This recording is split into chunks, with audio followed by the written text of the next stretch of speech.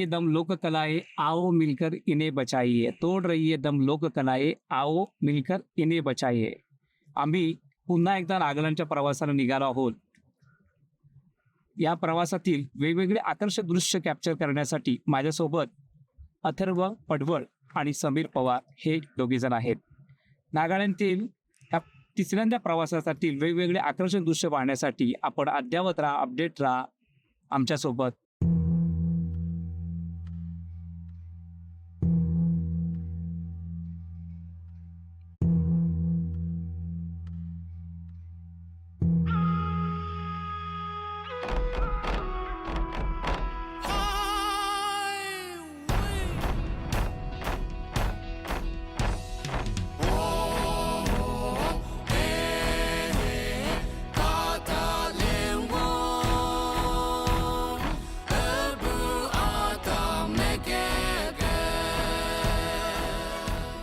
Bye, happy journey. नमस्कार. नुकतेच आपण मुंबई एअरपोर्टच्या टर्मिनल 1मध्ये प्रवेश केलेला आहे. टर्मिनल 1मध्ये प्रवेश करून आम्ही तिथून नागालँडला जाणार आहोत. नागालँडला जाण्यास दिमापूर ही मुख्य त्यांचा प्रवेशद्वार आहे. दिमापूर येथे रेल्वे स्टेशनसुद्धा आहे आणि एअरपोर्टसुद्धा आहे, मिनी एअरपोर्टसुद्धा आहे. आम्ही दिमापूरमध्ये नागालँडला प्रवेश करणार. नागालँडला जाण्यामध्ये आपल्याकडे 2 बांधले आहेत. एक तर रेल्वेने तुम्ही जाऊ शकता आणि दुसरं आहे फ्लाईटने जाऊ शकतो. ही फ्लाईटशी जाण्यासाठी 8 तासाचा प्रवास असतो. वाया गुवाहाटी, कोलकाता आणि दिल्ली मार्गे तुम्ही जाऊ शकतो. दुसरा आहे ट्रेननी प्रवास. तो आहे 47 तासाचा प्रवास, 2 दिवसाचा प्रवास करतो. डायरेक्ट ट्रेन पण तुम्हाला आठवड्यातून मुंबईतून मिळते. ती लोकमान्य टिळक टर्मिनल वरून आहे आणि ती सुपरफास्ट आहे. सकाळी 7:30 वाजता फक्त सोमवारी जाते, हे लक्षात ठेवावं. बाकी वेळेला तुम्हाला जर इतर अजून खास रेल्वेने प्रवास करायचा असेल तर वाया गुवाहाटी, वाया कोलकाता, वाया दिल्ली मार्गे तुम्ही बाय रेल्वेने जाऊ शकता. हे नागालँडला जाण्यासाठी एक मुख्य रेल्वे साधन आहे. Thank you so much. आपण पुन्हा पप्पाला भेटूया. आता आम्ही जाणार आहोत नंतर गुवाहाटी येते. गुवाहाटी नंतर आम्ही जाणार आहोत दिमापूर.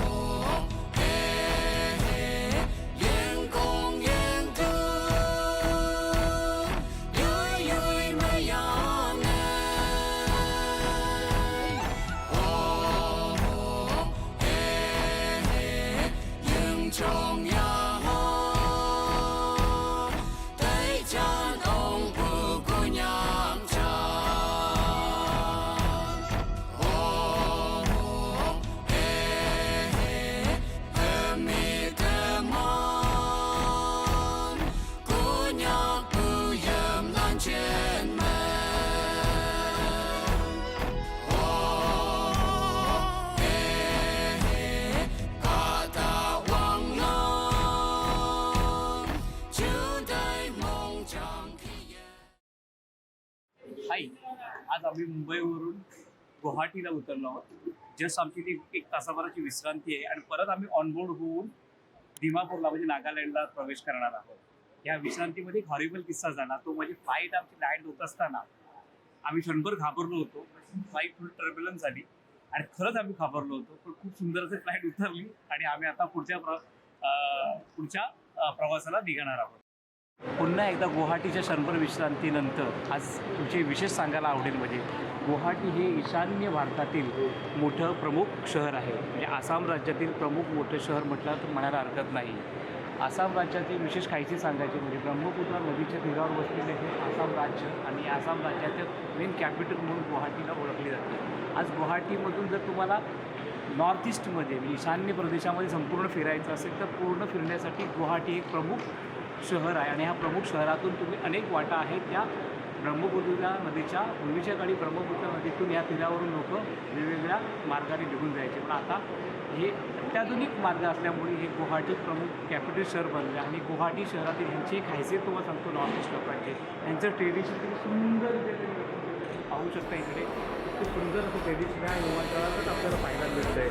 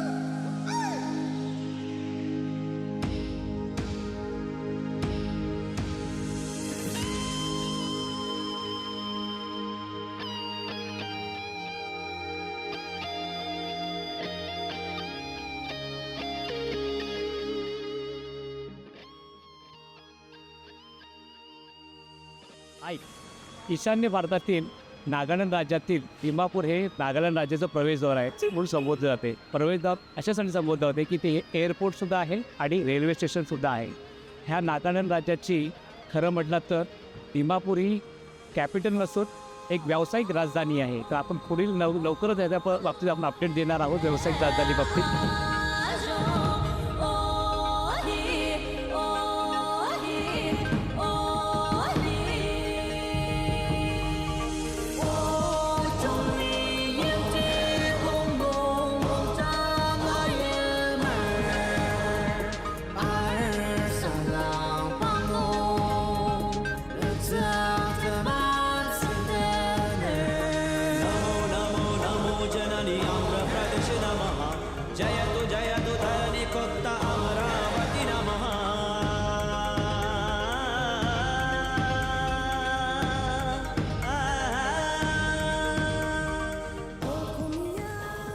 हाय नमस्कार.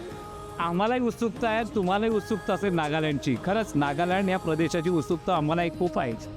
पाहायला तिथं तुम्ही इथे ब्रह्मपुत्र नदी आहे, त्याच्या उपनद्या इकडे सुद्धा या विभागात परिसरात आहे दिसत आपल्याला. इकडे नागालँडचं पूर्ण हिल स्टेशन दिसतोय. पूर्ण पर्वतीय रांजा आपल्याला या ठिकाणी पसरलेले आहेत. आणि विशेष म्हणजे हे चुमुकदिमा हे विलेज आहे. चुमुकदिमा विलेजमधून आम्ही मुख्य नागालँडमध्ये प्रवेश करतोय.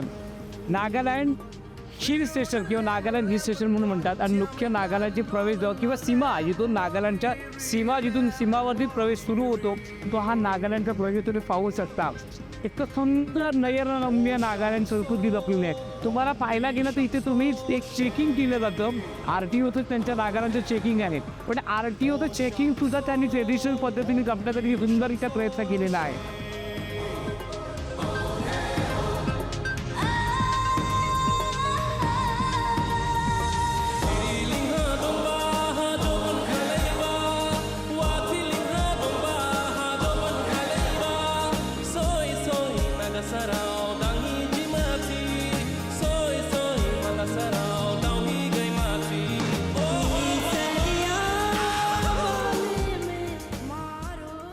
नागालँड किती सुंदर असं नयनरम्य हे प्रदेश आहे. तुम्ही सगळ्यांनी येऊन पहा. माझ्या बाजूला ही छटे रिव्हर ब्रिज आहे. त्या रिव्हर ब्रिजचा हा पूर्ण प्रदेश पाहिला किती सुंदर आणि हिल स्टेशन सुंदर आहे. आणि त्याच्या बाजूला आपण पुन्हा एकदा पाहतोय welcome to Nagaland, welcome to hill of Nagaland. हे पाहू शकता आपण किती सुंदर असं ते जपवण्याचा प्रयत्न केलेला आहे. परंपरा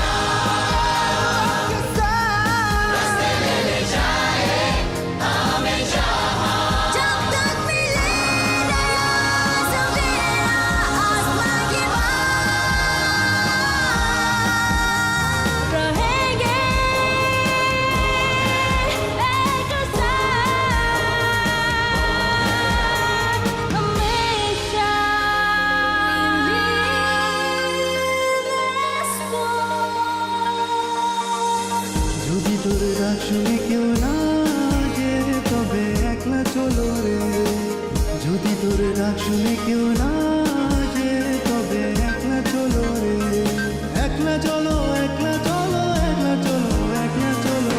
আমি নেপালি সিরাও চালি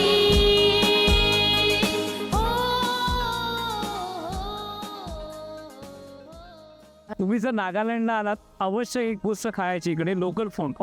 प्रवास करा NH-29 मार्गे जर प्रवास करत असाल राष्ट्रीय महामार्गाला तर माझ्या आवडीचं पदार्थ म्हणजे हा पायनॅपल आहे. आईस्क्रीम टाईप तुम्ही त्यांनी बनवलेलं बघा. त्याला आईस्क्रीमची काडी लावलेली आहे आणि हा पायनॅपल. गेल्या वर्षी सुद्धा मी आईस्क्रीम खाल्ला होता, म्हणजे आईस्क्रीमच खाल्ला होता असं मी म्हणतो बघा. ॲक्च्युली आईस्क्रीमसारखा लागतो हा पायनॅपल. थंड वातावरण असल्यामुळे आणि फील पण आईस्क्रीम सारखी येतो आणि इतका रस्सा आहे आणि मला म्हणजे रसगुल्ल्यासारखा मलाईदार असा हा आईस्क्रीम खायला खूपच सुंदर लागतो आणि नॅचरल गोष्टी खाल्ल्यानंतर तर ती भूक सगळी आरून जाईल. उत्तर असं पायनॅपल खा तुम्ही आवश्यक काय इकडे येण्याचे कोणतीचं मार्ग आवडतो.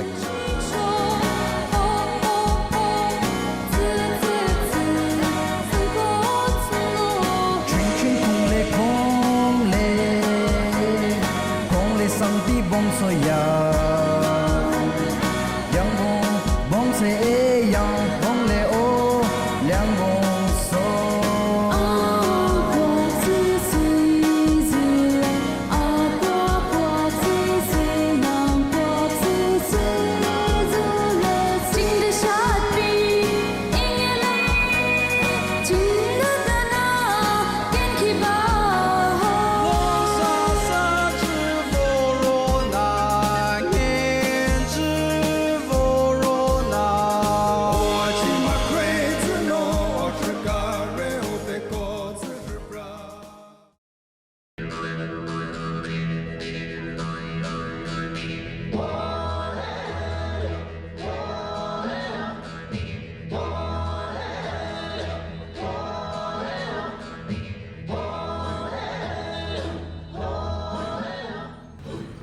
नमस्कार, गुड मॉर्निंग.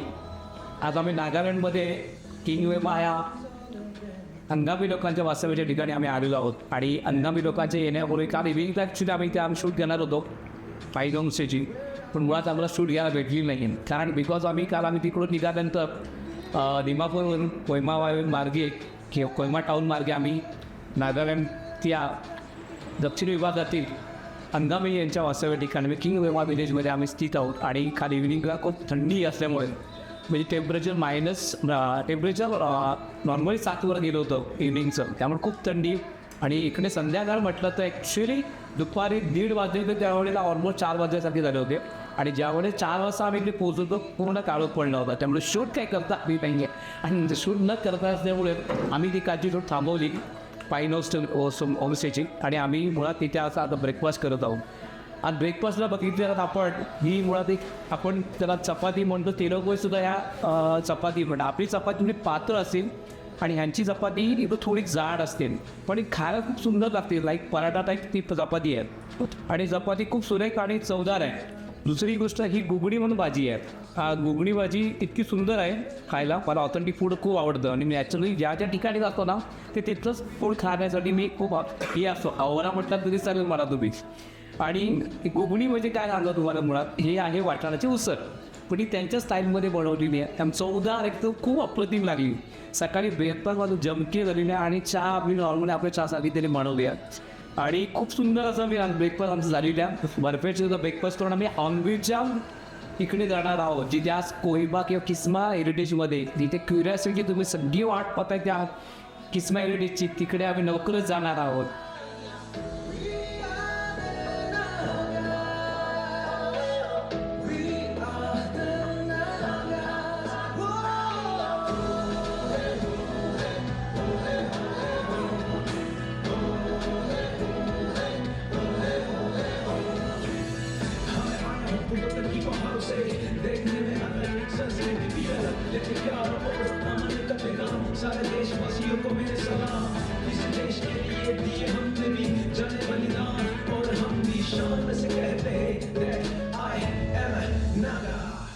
नमस्कार, आज आम्ही किंग वेमा या विलेजमध्ये आलेलो आहोत.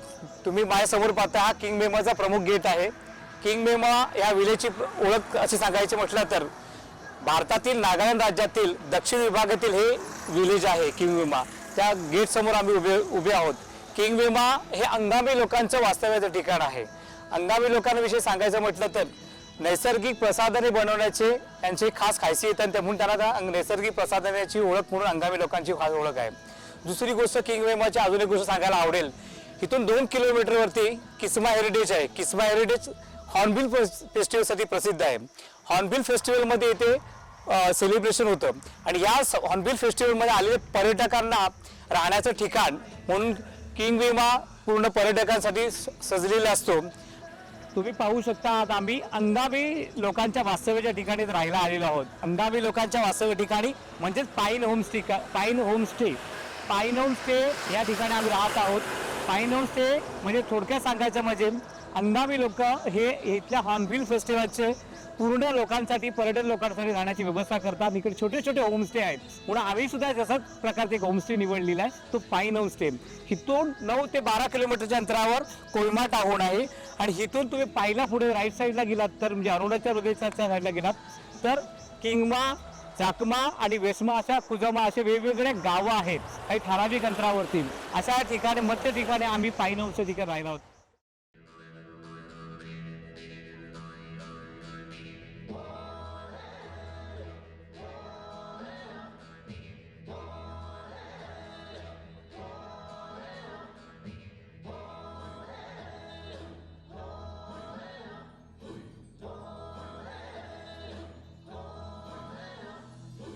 माझ्या इथे तुम्ही पाहू शकता गव्हर्नमेंट ऑफ नागालँड टुरिझमने म्हणजे गव्हर्नमेंट ऑफ नागालँड टुरिझमने आज इथे सुंदरशी पार्किंगची व्यवस्था केलेली आहे. ही पार्किंग व्यवस्था किंगमेमा विलेजमधील सेकंडरी हायस्कूलच्या ग्राउंडमध्ये आहे.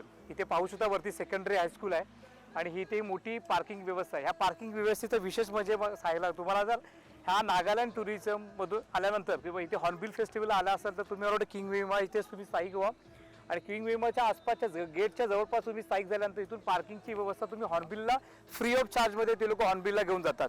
हे विशेष सांगायला आवडेल की हे इथून फ्री ऑफ चार्ज तुम्हाला हॉर्नबिलला नेलं जातं आणि परत आणून सोडलं जातं. तुम्हाला जर वास्तव्य इकडे करायचं असेल तर किंगमेमा विलेजमध्ये वास्तव्य केलं तर खूप तुम्हाला इझी होऊन जाईल या प्रवासासाठी.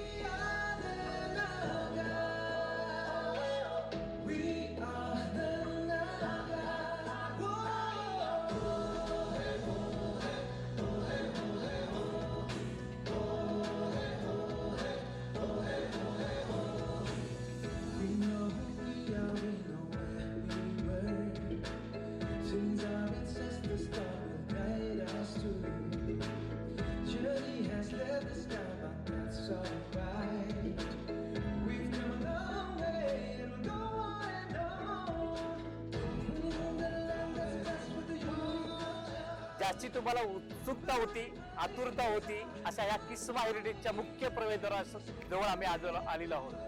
नागा संस्कृतीच्या ऐतिहासिक वारसा जपणार हे किस्मा हेरिटेज म्हणजे आपण जिथे हॉर्नबिल म्हणजे उत्सवांचा उत्सव जिथे साजरा केला जातो हे Hornbill festival unity of place of unity म्हणतात. म्हणजे एकत्रितपणे येऊन सगळे हे नागा 17 जनजाती एकत्र येतात आणि आपला 17 ते 18 जनजाती एकत्र येतात आणि आपला हॉर्नबिल फेस्टिवल मोठ्या उत्सवान दिमागदारपणे साजरा करतात. अशा या मुख्य प्रवेशद्वाराजवळ आलेल्या आहेत. किस्मा हेरिटेज म्हणतात त्याला. किस्मा हेरिटेज मध्ये हॉर्नबिल फेस्टिवल साजरा केला जातो. गेले 3 वर्ष आम्ही या उत्सवामध्ये येत आहोत आणि आज 3रा वर्ष आहे. या 3ऱ्या वर्षामध्ये आम्ही ह्या 18 जनजातीचा अभ्यास करणार आहोत आणि आपल्या समोर दाखवणार आहोत. खरं म्हणता तर किस्माच्या गावाचं नाव कसं पडलं किंवा किस्मा हेरिटेजला किस्मा हे नाव कसं पडलं याची तुम्हाला एक रंजक स्टोरी सांगतो. ती अशी आहे, किस्माचा की घेतला आहे सामान्य शब्द. किस्माचा की घेतलाय, किस्मा म्हणजे किंगमेमाचा की घेतलाय सामान्य शब्द आणि फेस्मा हे गाव आहे दुसरं, त्याचा सामा हा घेतला शब्द आहे. आणि सामा आणि की सामा हे किसामाहून हे हेरिटेजला नाव दिलं गेलं आणि इथे आज हॉर्नबिल फेस्टिवल साजरा केला जातो. हा उत्सवांचा उत्सव आहे इकडे. दुसरी गोष्ट सांगायला मला आवडेल की हा 2000 सालापासून सुरू झालेला फेस्टिवल गेल्या वर्षी 25 वर्षांनी सेलिब्रेट केलं होतं मोठ्या दिमागदारामध्ये आणि ह्या वर्षी पाहायला गेलात ते 26 वर्ष एडिशन चालू आहे आणि या उत्सवाचा उत्सव आम्ही सुद्धा पाहायला आलात. तुम्ही सुद्धा पाहायला आज येणार आहात, आमच्यासोबत आहात. तर आपण पाहूया पुन्हा एकदा हॉर्नबिल फेस्टिवल. चलो हॉर्नबिल फेस्टिवल.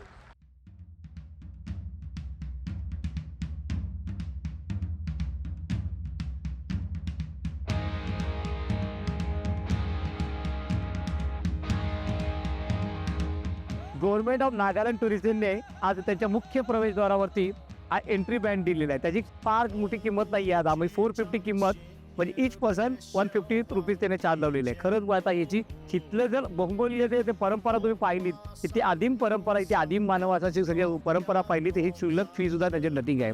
आपल्यासारख्या सरकारी महाराष्ट्र सरकारने सुद्धा अशा पद्धतीची जर सुरुवात केली आणि आपल्या जिल्ह्यातील प्रत्येक महोत्सव जर राबवण्याचा प्रयत्न केला तर खूप काही पर्यटन आपण चांगल्या आपल्या महाराष्ट्रातील कोकणातील पर्यटन सुद्धा सुंदररित्या आपण पार पडू शकतो. आपल्या सरकारला त्याची काही पडलेली नाही. मला बोलायला खरंच आवडेल की काही पडलेली नाही, त्यांना त्याच्या भ्रष्टाचाराचीच पडलेली आहे.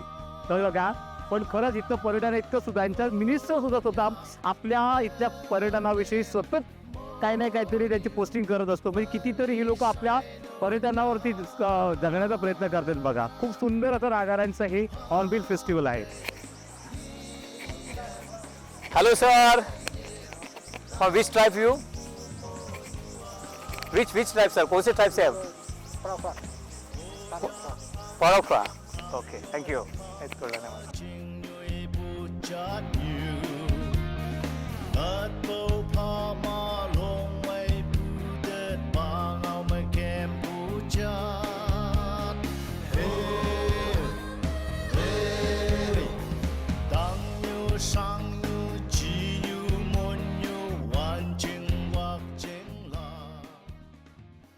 नमस्कार. Department of agriculture Nagaland Kohima यांच्या या विद्यमाने आज एकदा आगरी पार्क तुम्ही पाहू शकता. इथे वरती आगरी पार्क.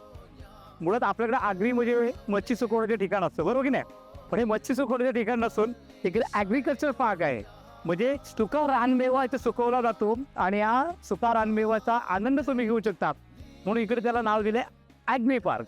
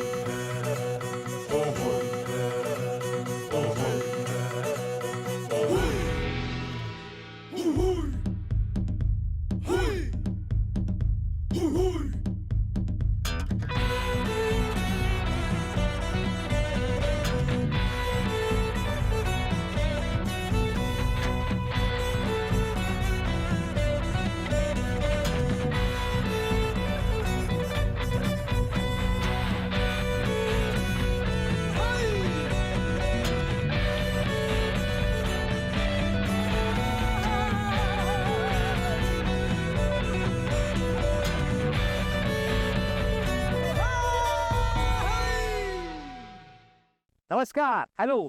आज आपण नागा हेरिटेजमध्ये आहोत, किस्मा हेरिटेजमध्ये. किस्मा हेरिटेजच्या विशेष म्हणजे इथल्या हंस म्हणजे झोपड्या, आपण एक धर्मशाळा सुद्धा ते लोक म्हणतात, त्या हंसची आपण वेगवेगळ्या माहिती घेणार आहोत. त्यातले एक प्रमुख हंसची माहिती आपण आज घेणार आहोत की त्याने किती सुंदररित्या त्या हंस बनवलेले पाहू शकता तुम्ही याजवळ. एकूण 18 जातीच्या हंस त्यांनी इथे निर्माण केलेले आहेत आणि ह्या वर्षानुवर्षी ते लोक रिन्युएट करताना पुन्हाच्या त्या आपल्याला पाहायला तशा मिळतात. जिवंत उदाहरण म्हणजे यांचे हंस पाहण्यासारखे आहेत. लवकरच आपण पाहूया. मलाही क्युरिओसिटी आहे, तुम्हालाही असेल. पण याची क्युरिओसिटी आणि ज्यासाठी आपण इथे आलो आहोत त्या आज ते आपण पाहणार आहोत चांगरो.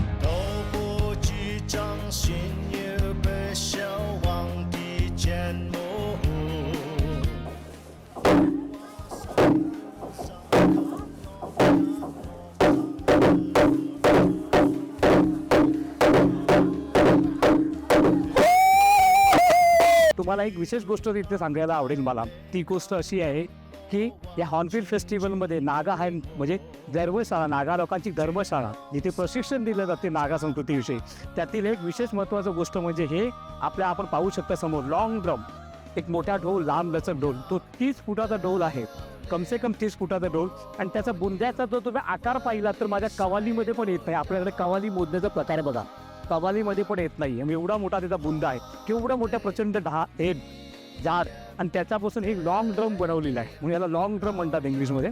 ही लॉंग ड्रम त्यांचं संदेश वाहण्याचं मुख्य ठिकाण आहे. संदेश वाहन म्हणजे वेगळं दूध पण म्हणून काम करत जातं. संदेश वाहनमध्ये आपल्या कोणती सभा बोलवायची असेल, एक दुःखाचा प्रसंग किंवा चांगल्या सुखाच्या प्रसंगासाठी याला वापर केला जातो. विशेष म्हणजे संदेश वाहन म्हणजे तुमच्या एखादी गोष्ट सभा बोलवायची गावकऱ्यांची, त्याच्यासाठी हे वापर लॉंग ड्रम वाजवला जातो आणि याला लोकांना बोलवली जाते.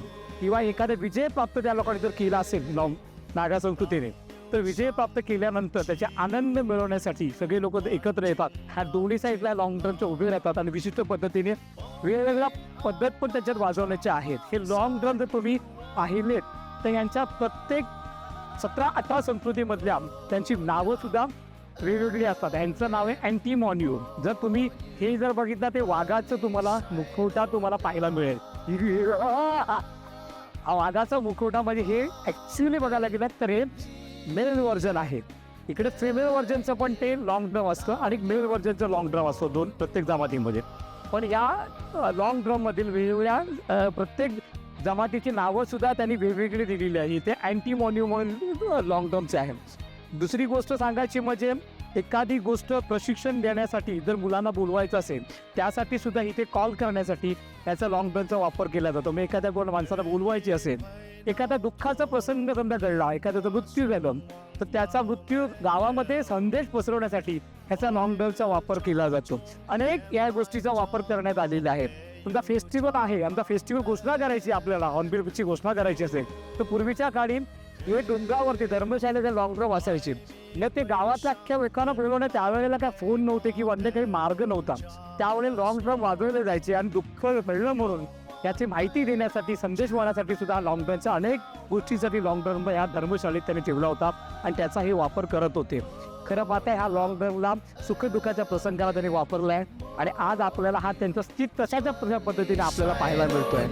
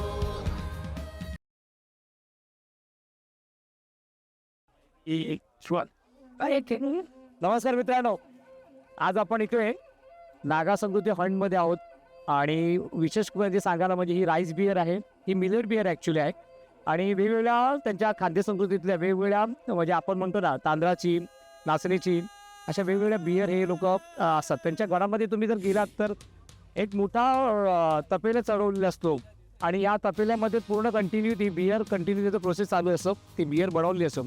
आपण म्हणतो एक आंबवलेला तांदळापासून बनवलेली ही बियर असेल आणि जेवढ्या ते तांदूळ किंवा हे मिलेट जेवढ्या आंबवलेले असतात तेवढं त्याच्यातून बियर बनवली जाते, प्रक्रिया केली जाते. या बिअरचं विशेष म्हणजे नॅचरली ज्यूस आहे, म्हणजे आपण म्हणायला हरकत नाही. आपल्याकडची जर कोकणात जर आपण बघितलं किंवा आपल्या महाराष्ट्रामध्ये जर माडी किंवा ताडीची ज्या पद्धतीने चव असेल तशाच पद्धतीची या बिअरची चव आहे. आणि ही बिअर एक नॅचरल फूड मी म्हणेल की हरकत नाही. ह्याच्यामध्ये जर साखरेचं प्रमाण वाढवलं तर त्याची नशा खूप वाढते. असं आपल्याकडे सुद्धा माडीमध्ये जर आपण साखर टाकली त्याची सुद्धा नशा वाढते. बिअरमध्ये ह्याचं एक विशेष कौतुक सांगतो ह्याच्यामधलं. लास्ट इयर आम्ही ह्याची तरी एक बॉटल आम्ही इथून कॅरी केली होती मुंबई एअरपोर्ट मार्गे आणि त्यांनी येऊन पण दिली आम्हाला. पण त्याच्यानंतर ती जेव्हा आपलं नॅचरल वाटतं, इथलं क्लायमेट थंड आहे, पण आम्ही जेव्हा बिअरच्या बिस्लरीच्या बॉटलमध्ये बिअर गेली, आपल्याकडे टेम्परेचर वाढलं, टॅक्सीमध्ये तिचं ब्लास्ट झालं होतं. म्हणजे ही सुद्धा आपल्या माडीसारखं ब्लास्ट होतं या बिअरचं. एवढी स्ट्रॉंग सुद्धा जेवढी तिथं जुनी होत जाते तिथे स्ट्रॉंग होत जाते. पण शरीरासाठी तुमच्या जर किडनीचा आजार असेल किंवा अन्य कोणते आजार असेल, लिव्हर क्लीन करते एवढी सुंदर अशी नॅचरल बिअर आपण पिऊया सगळ्यांनी. चीअर्स. थँक्यू. दुसऱ्यांदा आलो आहोत. आपल्याला विशेष गोष्ट आपल्याला सांगणार आहे. पाठीमागे माझ्या पाहताय तुम्ही सुमिकी, त्या नागा ट्राईबची एक मोरून आहे. मोरून म्हणजे नागा युवकांचे वसतिगृह, जिथे नागा युवकांना प्रशिक्षण दिलं जातं. हे असे वसतिगृह आणि नागा युवकांच्या वसतिगृहाविषयी आपण आतमध्ये प्रत्यक्षात जाऊन माहिती घेणार आहोत. तर आपण चला माझ्यासोबत या माहितीसाठी. मोरून नामक वसतिगृहात आपण आज आलेलो आहोत. नागा संस्कृतीचं एक विशेष वसतिगृह आहे जिथे कौशल्य प्रशिक्षण, एज्युकेशन, बऱ्याच गोष्टी इथे दिल्या जातात. माझ्यासोबत कवितू या आहेत. आपका दीदी पर पूरा आप कौन से विलेज से है? सुरमी विलेज से है. ही कविता सुरमी विलेज से है, जो आपल्याला पूर्ण माहिती देणार आहेत. आपण त्यांना वेगवेगळे प्रश्न विचारूया आणि त्या विषयांमध्ये आपल्याला पूर्ण माहिती पुरवणार आहे. त्यासाठी दीदी आप सुरमी विलेज से है, ये जो पूरा यहाँ रखा है उसको क्या बोलते हैं? नीचे ये चूल है, हम लोग चूल बोलते हैं उसको, आप क्या बोलते हो? Ampoki बोलते हैं, and this is a fireplace, Ampoki. आमपोकी, आपण यांची एक पवित्र चूल म्हणून आपल्याला माहिती मिळालेली आहे, आमपोकी म्हणून. ह्याच्यावर पूर्ण ते लोक त्यांचं खाद्य फूड वगैरे शिजवतात असं आहे. आणि याचा स्मोक जो येतो त्याच्यावरती वेगवेगळ्या वस्तू ठेवून त्याला स्मोक दिला जातो. बराबर दीदी, आप उसका स्मोक देते हैं ना? अभी जो आपने स्मोक के लिए रखा है तो क्या बोलते हैं आपने रखा है वो? Fermented soya bean. हे फर्मेंटेड सोयाबीन आहे आणि त्याला तो लोक स्वीट देऊन त्याला पूर्ण एक त्याला आपण शिजवला जातो, म्हणजे आपण त्याला भाजलं जातो आणि त्याच्यानंतर त्याच्या वेगवेगळ्या खाद्य बनवले जातात. ये ऊपर जो आपने रखा उसको क्या बोले आपने? ये Second level पे आपको हाँ ये for the disting firewood.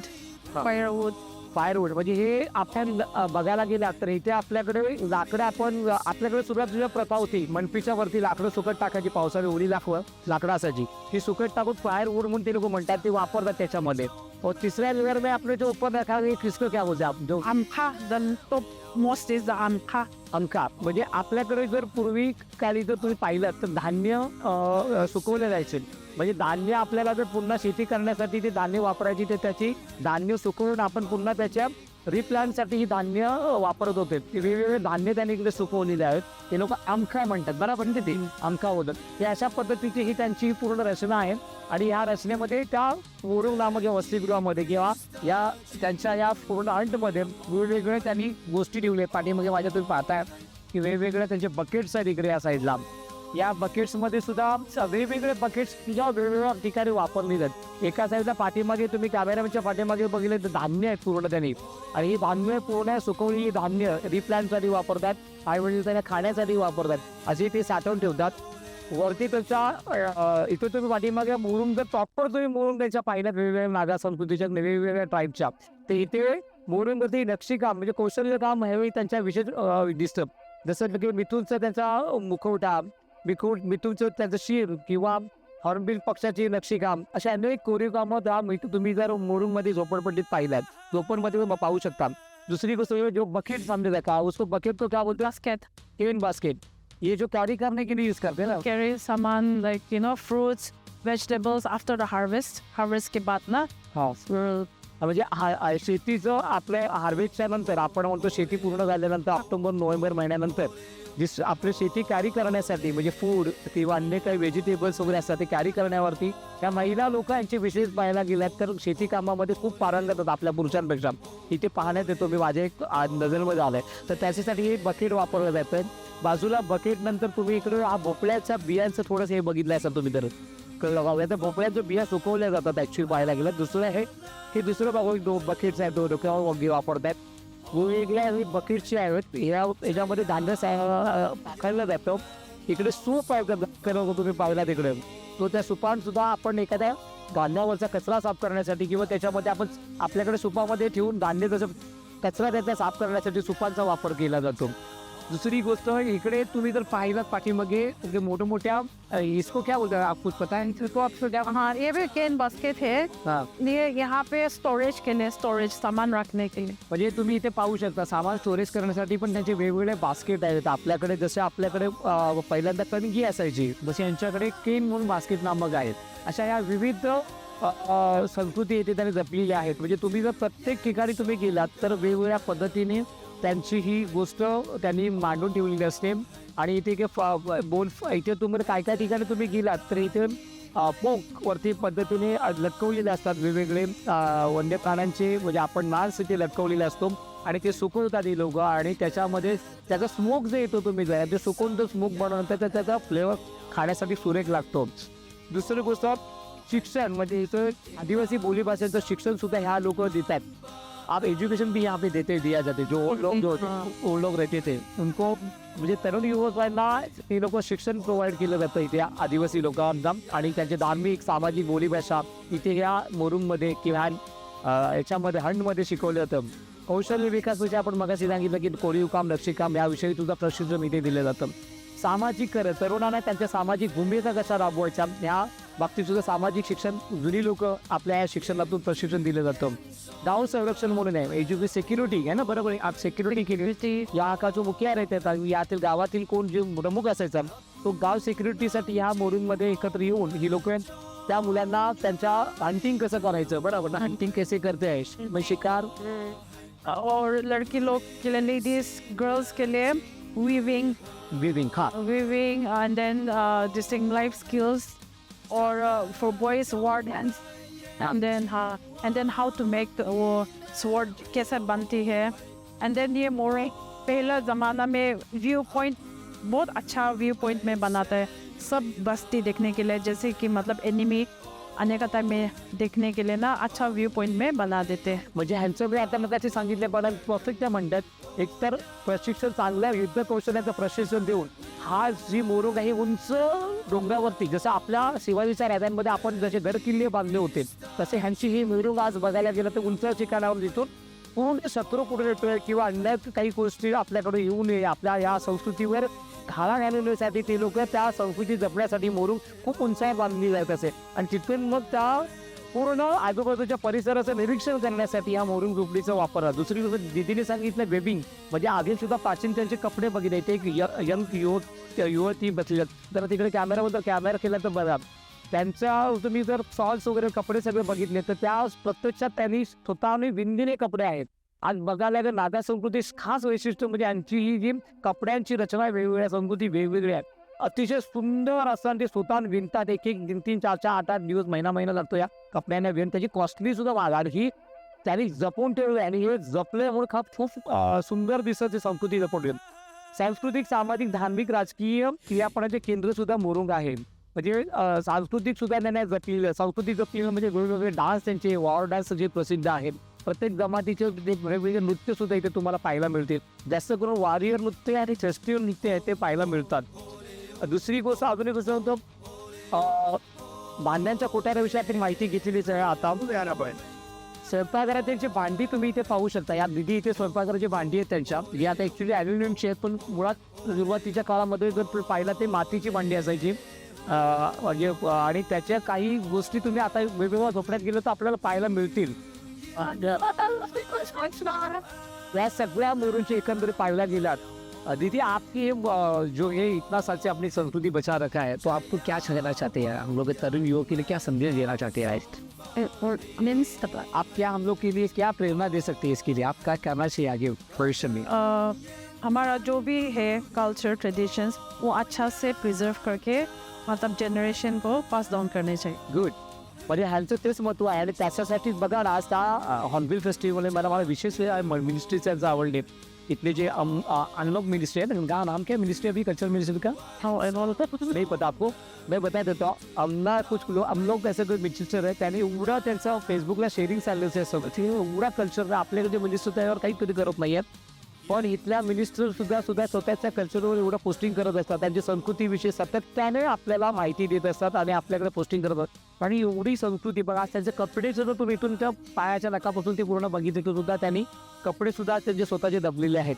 ही एवढी संस्कृती जपून ठेवलेली आहे. आणि या मोरुंग नामक ह्या जुन्या लोकांनी आता दिदीने म्हटल्याप्रमाणे की आमचं अगोदरचं जे काही जुनं जे आहे कल्चर त्या तरुण पिढीने पुढे न्यावं यासाठी आम्ही हे सगळं हॉर्नबिल फेस्टिवलसारख्या या माध्यमातून आपण सादरीकरण करतोय की आपण आणण्याचा पुढे प्रयत्न करतोय. नमस्कार. माझ्या पाठीमागे तुम्ही पाहू शकता किस्मा हेरिटेजमध्ये संध्याकाळ सुरू झालेली आहे. इकडची सुंदर असा सिनेरिओ पाठीमागे आहे. आपण आता किस्मा हेरिटेजमध्ये आहोत. त्या संध्याकाळच्या वेळेला आत्ताच संध्याकाळचे 4:30 वाजलेले आहेत, पण आपल्याकडचे 7 वाजल्यासारखे वाटत आहेत. अशा वातावरणामध्ये आम्ही आहोत. आणि इथलं वातावरण आताचं टेम्परेचर पाहिलं तर साधारणतः 18 ते 20 सेल्सिअस डिग्री एवढे टेम्परेचर आहे. तर थंडीच्या वातावरणामध्ये आम्ही नुकतेच राईस बिअर आणि इथे फूड संस्कृतीमधील पोक विथ नूडल्स खाल्लेले आहेत. इतके सुंदर अशा वातावरणामध्ये आम्ही इथं एन्जॉय केला आणि आमचा डे 1चा हा शेवटचा इव्हेंट आहे. थँक्यू.